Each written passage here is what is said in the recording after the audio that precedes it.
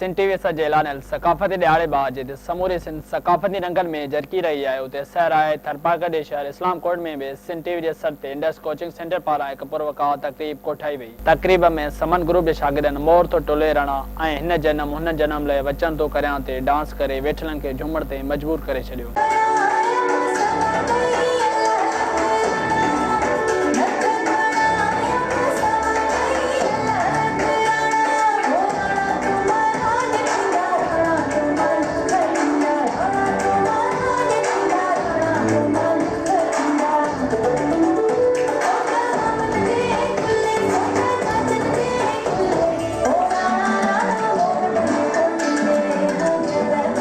तक़रीब में शागिर्दनि टेबलोज़ पेश करे ऐं क़ौमी गीत ॻाए सकाफ़त के भेटा पेश कई।